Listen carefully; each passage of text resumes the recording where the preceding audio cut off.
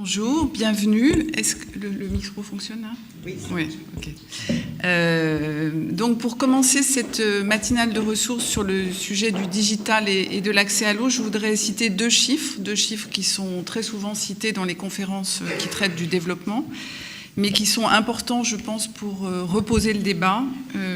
Dans le domaine de l'eau, il y a près de 800 millions de personnes dans le monde qui ne bénéficient pas d'un accès à une ressource d'eau améliorée. Alors, qu'est-ce que c'est qu'une ressource d'eau améliorée ? C'est une ressource en eau qu'on ne partage pas avec les animaux. Et au-delà de ça, il y a près d'un tiers de la population mondiale qui boit une eau qui met en danger sa santé de façon très régulière. Dans le domaine de l'assainissement, il y a 2,5 milliards de personnes dans le monde qui n'ont pas accès à un assainissement ou à des installations sanitaires de base. Et donc finalement, c'est le même chiffre, 2,5 milliards de personnes pour l'eau, pour l'assainissement. Et on a toute raison de penser que ce sont les mêmes personnes qui sont concernées par ces deux sujets et que ce sont également aussi les personnes qui sont les plus pauvres. D'où l'intérêt d'ailleurs de traiter ces deux sujets en même temps. C'est ce que fait Ressources depuis longtemps et effectivement, je pense que c'est important de prendre en compte ces deux accès parce que ce sont ceux qui conditionnent l'accès à une vie décente. Alors quand on s'intéresse à ces sujets d'accès à l'eau et à l'assainissement, on voit que finalement il y a énormément d'initiatives, des initiatives qui sont portées par des ONG, certaines qui sont portées par des start-up, d'autres qui sont portées par les gouvernements avec l'aide très souvent des organisations financières internationales et qui vont contribuer à petite échelle à améliorer l'accès. Alors ce ne sont pas toutes des succès, il y en a certaines qui sont des échecs parce que, par exemple, on n'investit que dans les infrastructures et on ne prend pas en compte ensuite l'exploitation de ces infrastructures et donc elles tombent en panne et le projet qu'on avait au départ d'améliorer l'accès ne se réalise pas. Il y en a quand même beaucoup qui sont des succès. Et finalement, quand on regarde ça, on se dit qu'il y a un problème de passage à l'échelle, c'est-à-dire que ça reste assez souvent de tout petits projets et on a l'impression que dans l'atteinte de l'objectif du développement durable numéro 6, on prend du retard, c'est-à-dire qu'effectivement on s'améliore, mais la population augmente et le nombre de gens qui n'ont pas d'accès ne cesse de croître. Et donc la question qu'on voudrait discuter aujourd'hui dans cette matinale, c'est celle du rôle du digital. Parce qu'effectivement, dans ces projets qu'on voit se réaliser sur le terrain, il y en a beaucoup aujourd'hui qui prennent en compte le digital. Il y a beaucoup de start-up qui utilisent le digital dans l'accès aux services essentiels. Et on voudrait savoir si le digital va finalement être ce levier qui va permettre de réaliser l'objectif du développement durable. Alors, pour discuter de ce sujet avec nous, deux experts dans ce domaine, Caroline Figuer et Fadel Endo. Donc, je vais vous présenter brièvement. Caroline, vous êtes consultante indépendante et spécialisée dans le domaine des technologies de l'information et de la communication, ainsi que dans le renforcement des capacités humaines. Je pense que c'est un point très important, on y reviendra dans le débat, mais la dimension humaine est très prégnante dans le débat d'aujourd'hui. Et dans l'eau. Vous avez une grande expérience dans les sujets de l'eau et l'environnement dans les pays en voie de développement, puisque vous avez travaillé avec beaucoup de cabinets d'ingénieurs conseils en France et aux Pays-Bas. Et vous avez également, pendant 7 ans, entre 2008 et 2015, été directrice de l'Institut international pour la communication et le développement.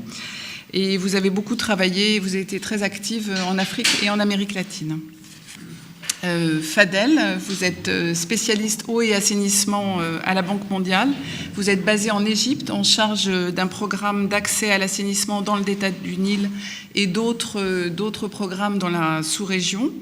Auparavant, et toujours pour la Banque mondiale, vous avez travaillé au Burkina Faso et vous avez été en charge d'un programme de développement de l'accès à l'eau et à l'assainissement à la fois dans les petites villes et dans les zones rurales, et à l'occasion de dans la zone d'Afrique de l'Ouest, et à l'occasion de ces programmes, vous avez réalisé 2 études sur l'apport du digital dans la gestion des services d'eau et d'assainissement.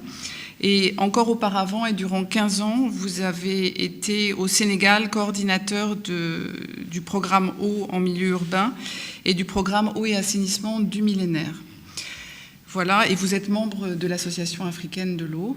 Ce qui vous réunit, c'est que vous avez tous les deux fait l'ENGES, voilà, et une école qui s'est préoccupée très tôt de ces sujets de l'eau et de l'assainissement. Voilà, alors pour commencer le débat, Caroline, j'aimerais vous poser une question, ou plus exactement, j'aimerais que vous nous rappeliez de quoi on parle quand on parle de nouvelles technologies de l'information et de la communication et du digital. Merci. Merci beaucoup. Donc merci d'abord de m'avoir invitée. Je suis très contente d'être ici pour pouvoir partager avec vous les connaissances que j'ai eu la chance d'acquérir depuis toutes ces années. Effectivement, les années, comme vous avez dit, de 2008 à 2015, j'étais directeur de IICD. Et effectivement, c'est là que j'ai découvert ces techniques d'information et de communication, mais de quoi on parle? Alors effectivement, c'est très très large, et on parle de techniques d'information et de communication, et souvent on mélange les technologies, les utilisations, parce que des fois c'est un peu compliqué à voir. Et donc, de quoi parle-t-on? On parle d'information pour pouvoir collecter, stocker, partager des informations, mais on parle aussi d'outils de communication pour avoir des échanges entre des individus, entre des systèmes. On parle et c'est important de voir que toutes ces choses-là sont liées les unes aux autres. Quand on parle de technologie, on parle de téléphone portable, on parle d'Internet, mais on parle aussi de capteurs qui permettent de transmettre ces informations. Mais on peut penser aussi à des moyens de communication plus traditionnels, comme les radios communautaires, qui sont extrêmement importantes, en particulier en Afrique. La presse écrite, qui a toujours un grand rôle, avec des bulletins qui sont envoyés au fin fond des provinces, et dont il ne faut pas, sous prétexte que ce n'est pas du high-tech, dont il ne faut pas ignorer l'utilité dans certains contextes. Donc le plus important, je dirais, c'est pas tellement la technologie qu'on va utiliser, mais le fait qu'elle soit utile pour ce qu'on veut faire, dans le contexte où on veut le faire. Et alors, finalement, pour être un peu concret, je pense qu'on lit beaucoup de choses au sujet de l'apport du digital dans le domaine de l'énergie, mais c'est moins évident les innovations digitales dans le domaine de l'eau et de l'assainissement. Est-ce qu'au travers de votre expérience, vous pouvez nous citer des exemples du digital? Oui, bon, il y a beaucoup d'exemples qu'on peut citer.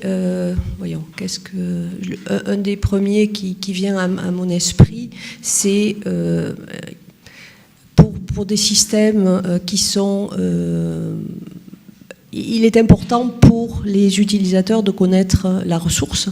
Donc il est possible, avec des capteurs, de mesurer la qualité de l'eau, de mesurer les débits qui sont mis en place dans les systèmes. Donc il est très possible, avec des capteurs, de faire remonter ces informations en utilisant par exemple des téléphones portables. Donc il y a des gens qui sont sur le terrain, qui vont faire des mesures de qualité des eaux en utilisant leur téléphone portable. Et ça, c'est quelque chose qu'on n'avait pas avant. Avant, pour avoir des résultats sur la qualité de l'eau potable, il fallait envoyer des échantillons au laboratoire, on recevait les résultats 3 mois après.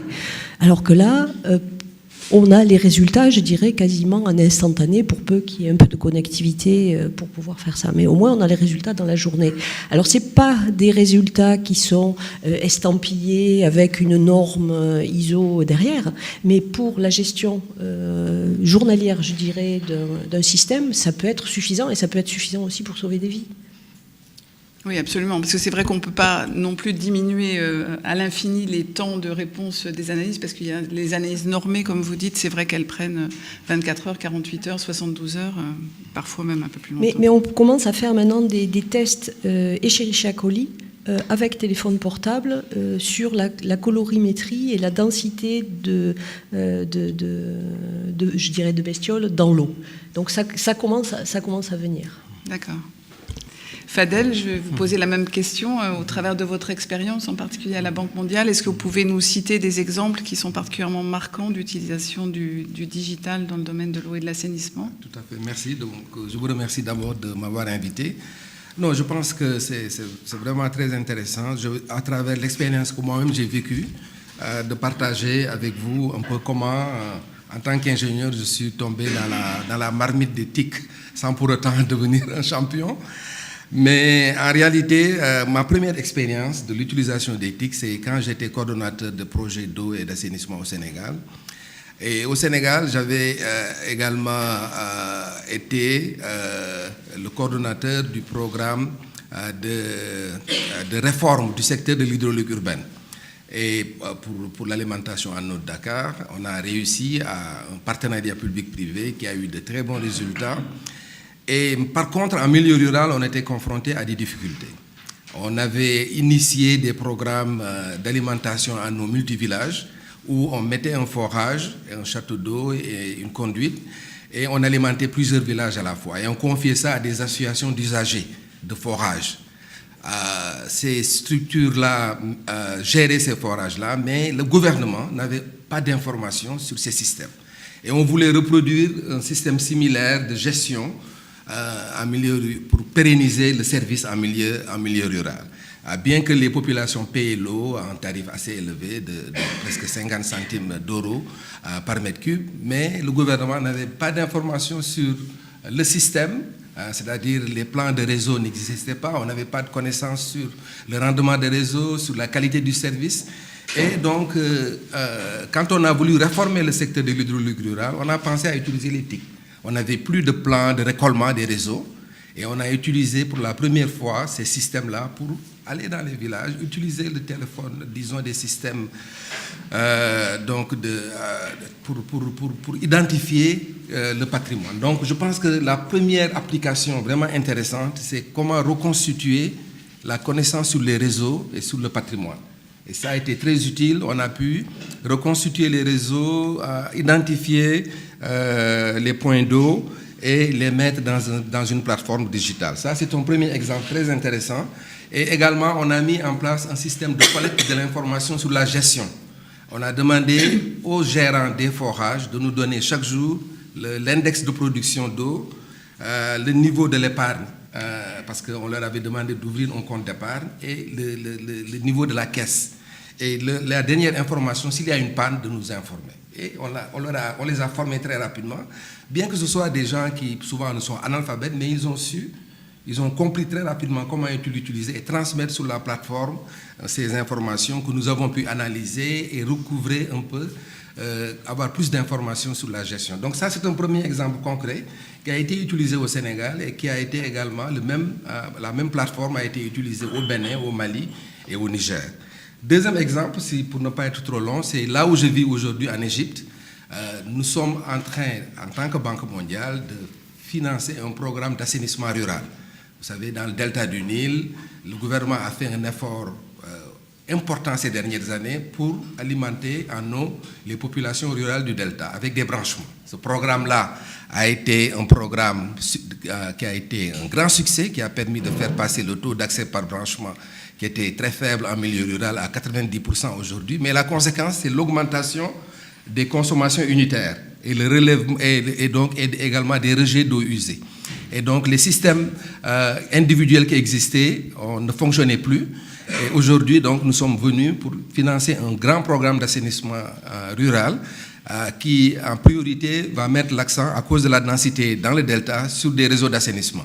Mais la plupart des villages sont exclus de ce système à cause un peu du réseau d'irrigation au niveau et de drainage au niveau du delta qui empêche certains villages d'accéder à ce système. Donc il y a beaucoup de villages qu'on appelle villages satellites qui sont exclus. Et nous, à la Banque mondiale, on a insisté pour que ces villages-là soient inclus.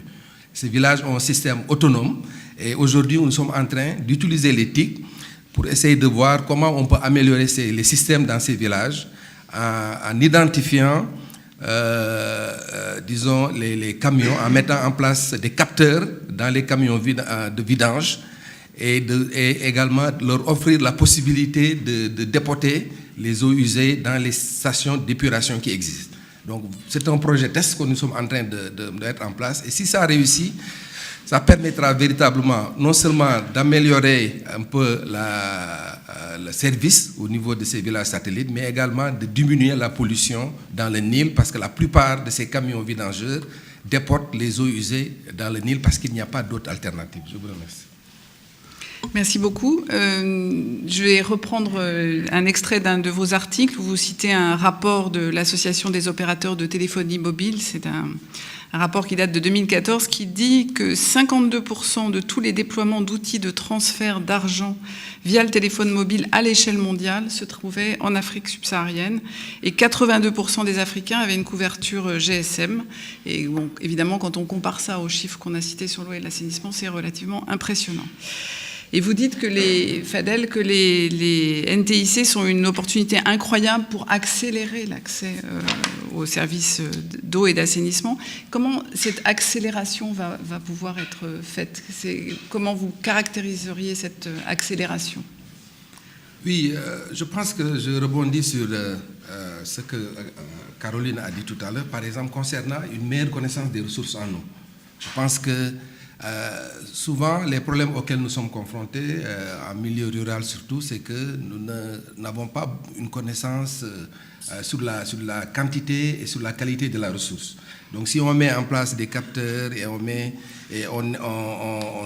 améliore notre connaissance des ressources en eau, je crois que ça peut faciliter le captage de ces eaux souterraines et leur mise à disposition au niveau des populations. Deuxième élément, c'est comment on peut améliorer la planification et l'identification des plus pauvres. Parce qu'aujourd'hui, après les objectifs du millénaire pour le développement, disons, c'est vraiment comment faire accéder les plus pauvres aux services.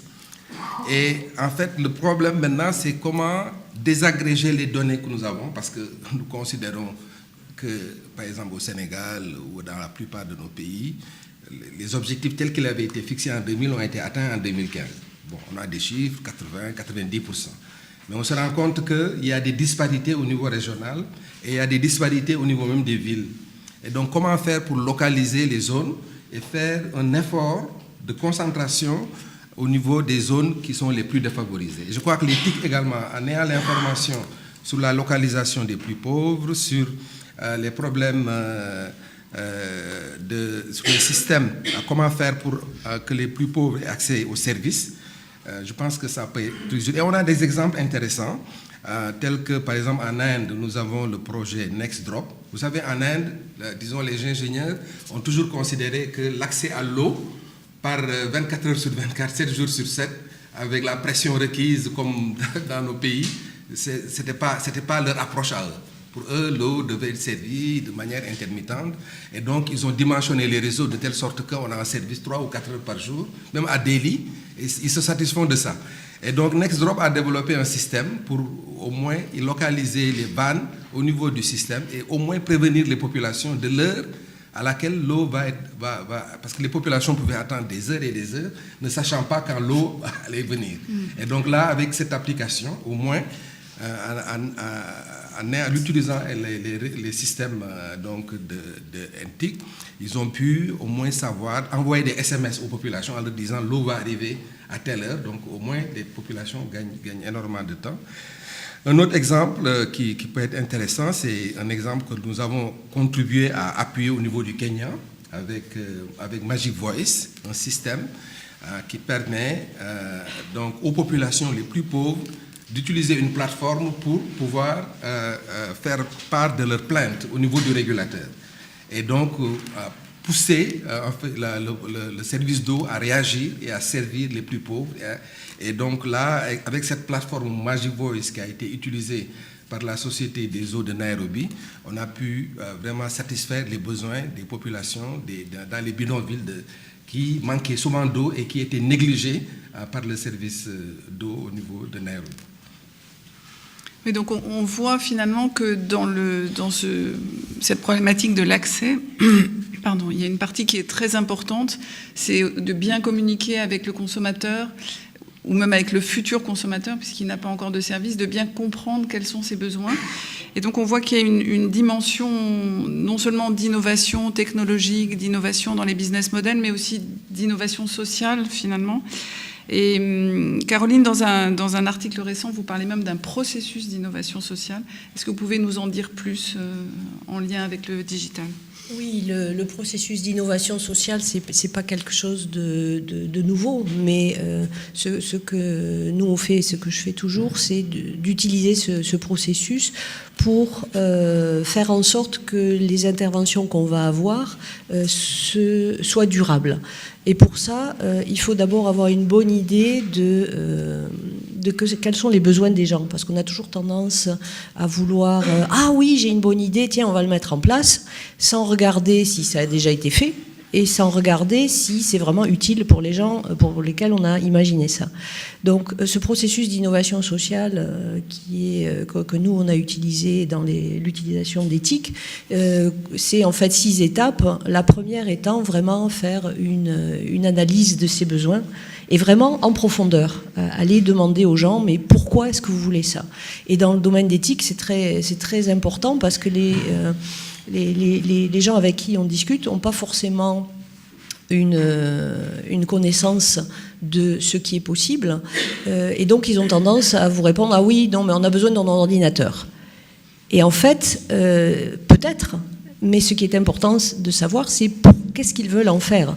Donc quel est le besoin vrai, quelle est vraiment la question qu'ils ont, et à force de demander mais pourquoi, on finit par en arriver à comprendre, et dans certains cas, peut-être qu'un système avec des messages qui partent par radio communautaire sera probablement plus efficace que juste eux, la solution qu'ils avaient imaginée d'avoir un ordinateur. Alors l'ordinateur peut avoir d'autres fonctions, mais et a aussi un statut social, mais c'est pas forcément ce dont les gens ont besoin.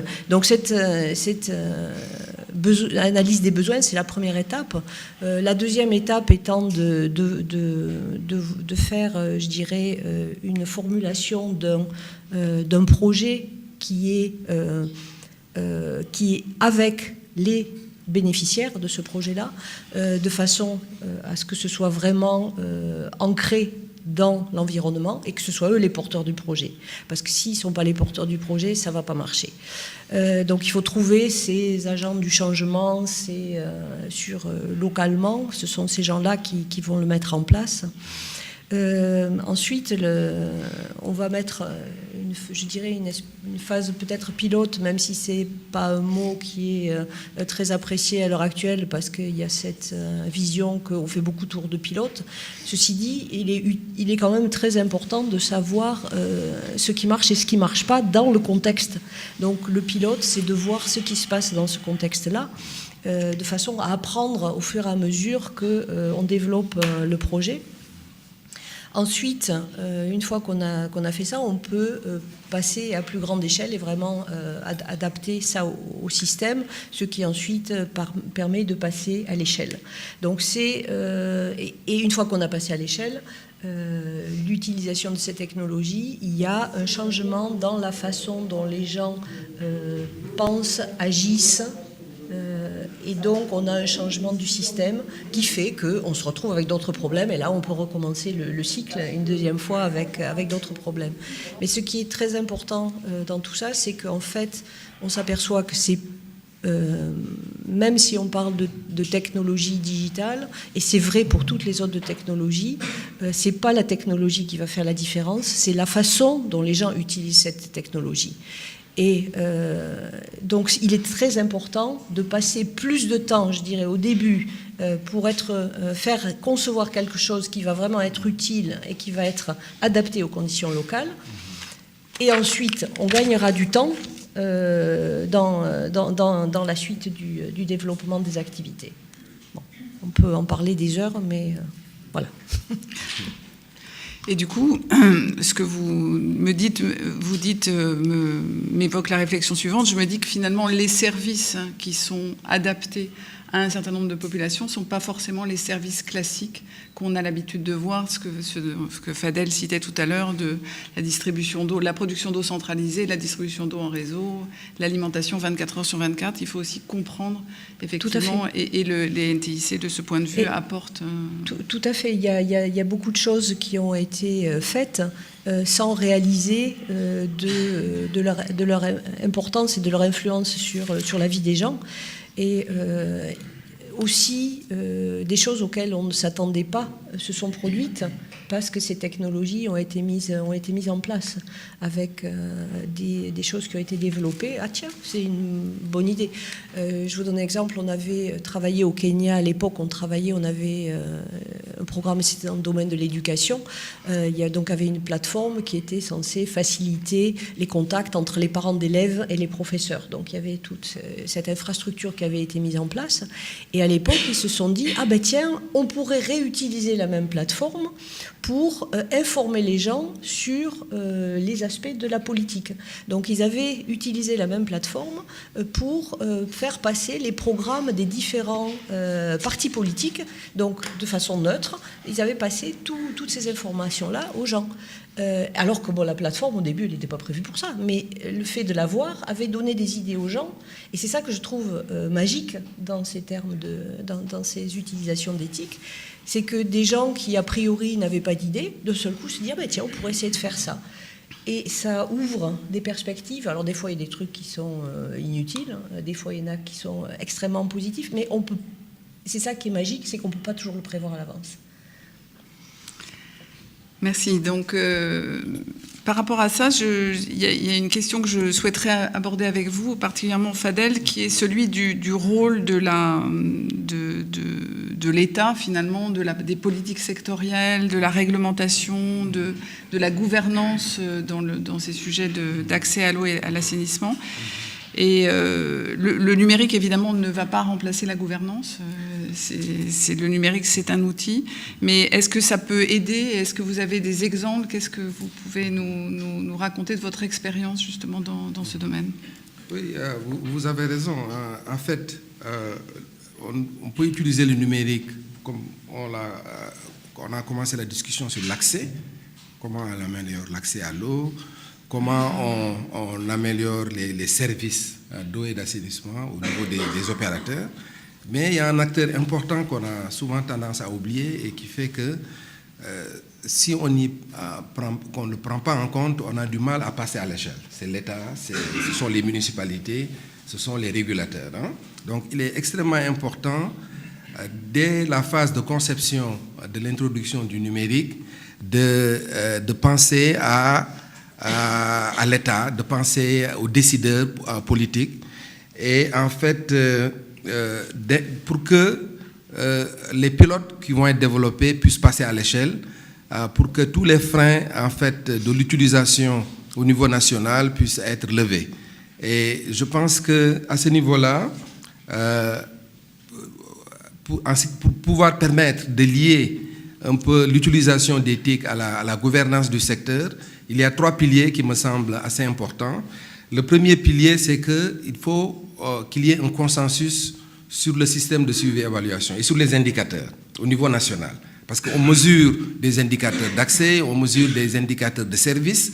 Il faut qu'il y ait un consensus au niveau national pour que tout le monde soit d'accord sur les quelques indicateurs qui feront l'objet d'un suivi. Parce qu'aussi, au niveau national, on ne peut pas faire un suivi de 100 ou 150 indicateurs, ou bien si chaque acteur suit ses propres indicateurs et les mesure à sa façon, donc on n'a pas quand même un système unifié de suivi de l'accès et de l'amélioration des services. Donc vraiment, il est important qu'à ce niveau-là, qu'il y ait un dialogue sectoriel pour définir les indicateurs, comment on les mesure, à quelle fréquence et pour quel objectif. Deuxièmement, et là je rejoins ce que Caroline disait, sur les institutions, sur la formation. Je crois qu'il est extrêmement important que les parties prenantes soient formées sur ces outils également et qu'il y ait un consensus sur un certain nombre de choses liées à l'accès aux données, le stockage des données, tout ce qui est lié au partage des données. Je crois que c'est extrêmement important. Parce que souvent, certains États sont frileux que ces données sur l'exploitation ou bien sur les personnes soient partagées dans des plateformes. Donc là également, je pense que c'est important pour passer à l'échelle, pour améliorer la gouvernance du secteur, de faire en sorte que les bases de données puissent être unifiées, que les acteurs puissent se mettre d'accord sur un peu les types d'informations qu'on doit partager, qui doivent rester dans la plateforme et qui est responsable de quoi au niveau de l'État. Je crois que ça c'est très important. Au final, maintenant, l'outil vient en dernier lieu. L'outil n'est qu'un moyen d'atteindre ces objectifs-là, ces objectifs de collecte d'informations pour mieux gérer, pour mieux planifier et mieux allouer les ressources financières au niveau de l'État.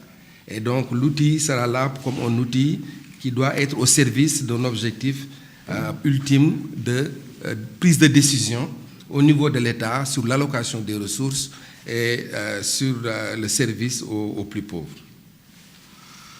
Est-ce que je peux réagir là-dessus ? Bien sûr, bien sûr. Ce que tu dis là, ça fait venir un certain nombre de réflexions. Quand tu parles de consensus sur les indicateurs, oui, parce que si les gens se disputent au niveau des informations qui vont et la qualité des informations qui sont sélectionnées, après ils ne sont pas capables de prendre des décisions ensemble parce qu'ils sont plus en train de se disputer sur oui mais vous avez mesuré ça, je ne suis pas d'accord, que de s'occuper vraiment des problèmes de base. Ceci dit, il y a à mon sens deux types de monitoring et de surveillance. Il y en a un qui est à ce niveau-là pour avoir effectivement le consensus avec le gouvernement, d'avoir des chiffres officiels, etc. Mais à côté de ça, il y a tout ce qui est collecte de données pour la gestion de tous les jours qui ne peut pas attendre qu'il y ait ce consensus-là. Donc il y a, à mon avis, il faut avoir les deux. Il faut avoir un système centralisé, mais ça peut prendre des années avant qu'on y arrive. Quand on voit les discussions qu'il y a eu sur la Meuse pour arriver à se mettre d'accord sur les critères de qualité des eaux entre la France, les Pays-Bas, etc., ça peut prendre des années. Les discussions sur le Nil, ils sont toujours en train d'en parler parce que, en fait, il n'y a pas de volonté politique vraiment de résoudre ce problème-là. Mais ceci dit, entre-temps, les gens doivent continuer à travailler. Donc cette collecte de données est fondamentale pour la gestion journalière. Ensuite, pour ce qui est de l'accès des données, je suis tout à fait d'accord avec toi, c'est que la plupart des gouvernements sont frileux et ne veulent pas donner ces données. Il est fondamental de revoir le paradigme dans lequel on est. C'est qu'à l'heure actuelle, on est dans un paradigme où on dit j'ai des données, donc j'ai du pouvoir, d'aller à un paradigme où je partage mes données et pour ça j'ai du pouvoir. Et ça c'est extrêmement difficile, mais c'est la voie de l'avenir. Et ça veut dire que on parle beaucoup de données ouvertes, de données partagées et de données fermées. La plupart des données sont de type fermé quand elles sont dans le secteur privé, parce que c'est là-dessus qu'ils font tourner leur modèle business. Il y a des données partagées et les gens partagent ce qu'ils ont envie. Et les données ouvertes, en fait, elles sont très, très rares à cause des problèmes de qualité. Donc il est important d'avoir une politique qui va plus dans la direction des outils partagés. Et puis ensuite, que les technologies ne soient qu'un moyen, oui et non. Mais ça, on peut en parler...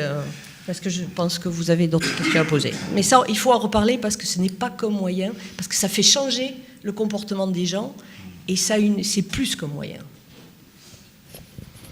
Alors pour rebondir sur ce que vous disiez du pouvoir et de la détention des données et de la participation du secteur privé, je pense que c'est important de se dire que pour passer à l'échelle, justement, ce passage à l'échelle ne se fera pas sans la participation du secteur privé dans l'accès aux services d'eau et d'assainissement. Donc je voudrais un peu ouvrir le débat et vous poser une dernière question sur l'existence d'un business model, finalement, ou d'un système qui est... Ces services, pour vivre et pour être pérennes, il faut qu'ils soient économiquement équilibrés, voire rentables pour les entreprises privées. Est-ce que vous pensez qu'à partir, justement, du digital, on va pouvoir développer des business models rentables et qui vont intéresser le secteur privé dans ces sujets d'accès à l'eau et à l'assainissement? Oui, donc je pense que là vous touchez du doigt un problème très important. Il y a de nouveaux acteurs qui vont arriver sur le secteur, en dehors des sociétés d'eau classiques ou bien des fournisseurs d'accès à l'eau, fournisseurs de services à l'eau. Aujourd'hui, il y a des startups qui se développent, donc, comment faire en sorte que on passe un peu de l'approche où, en fait, la société d'eau apporte tous les services à une approche où, en fait, il y a une sorte d'intégration un peu d'autres services autour du secteur de l'eau.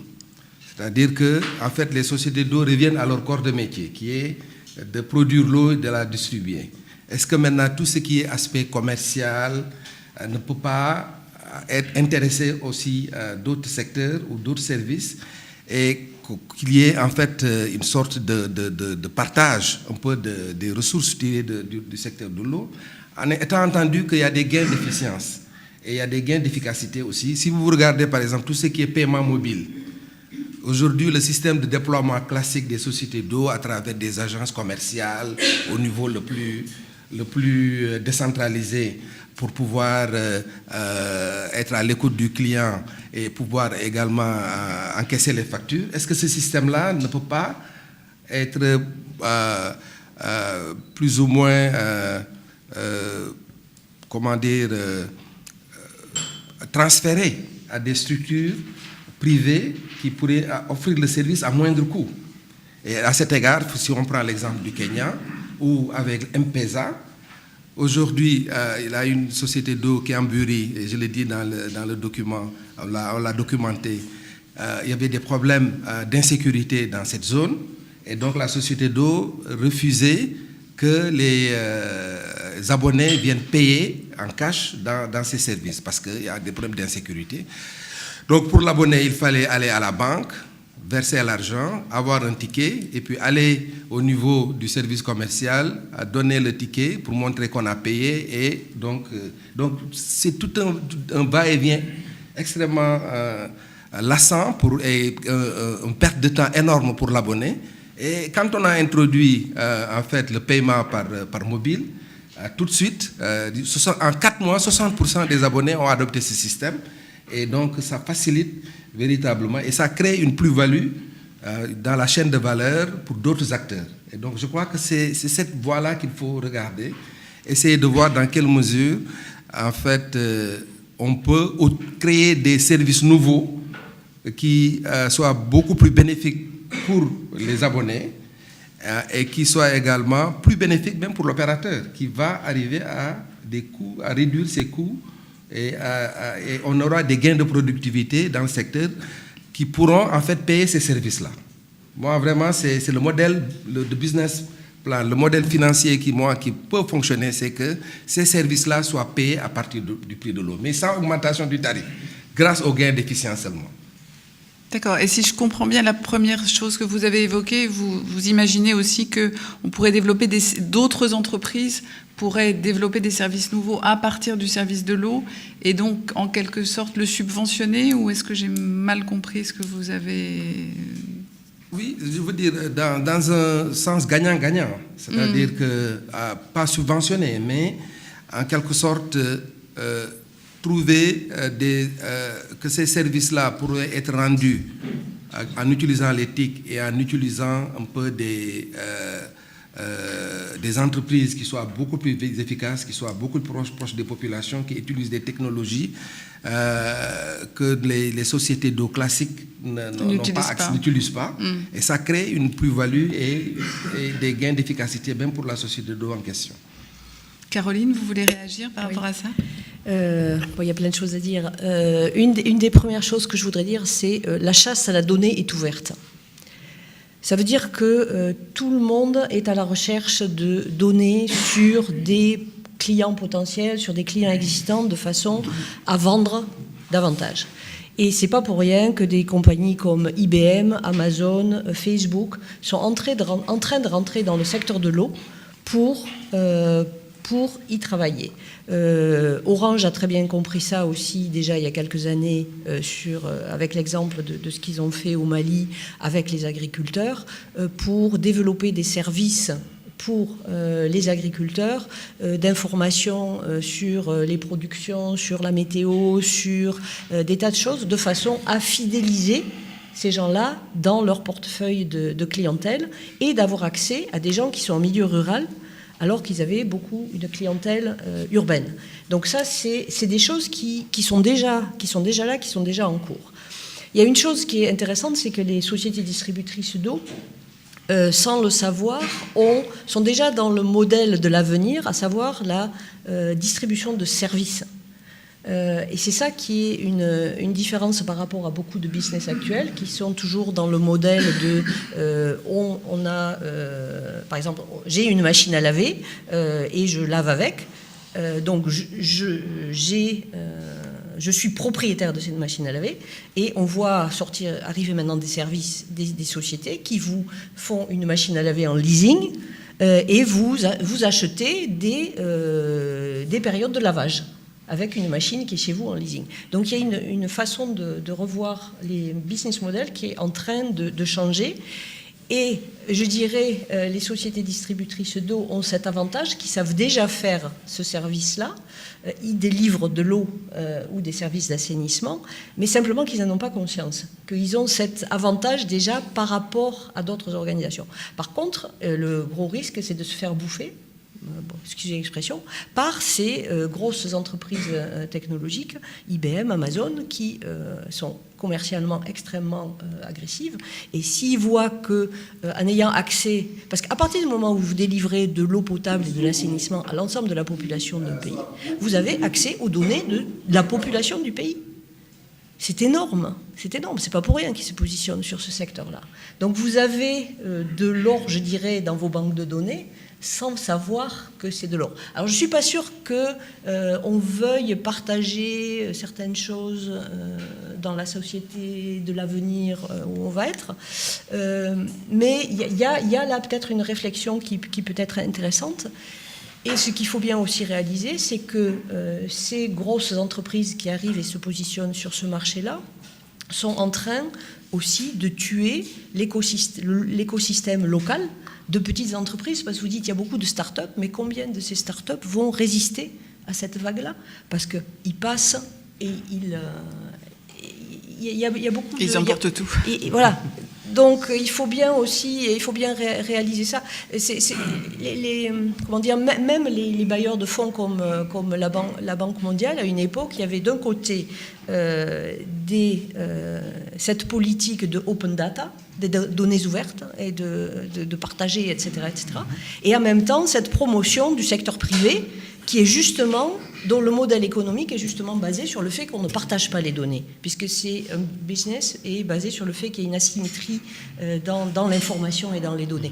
Donc il y avait cette dualité dont parfois même les gens n'avaient pas conscience. Même la fondation Bill Gates était aussi dans cette logique-là. D'un côté, on favorise l'open data et en même temps, on favorise le business. Donc il y a là une réflexion de qu'est-ce qu'on veut faire et comment on veut le faire, et pas simplement agiter des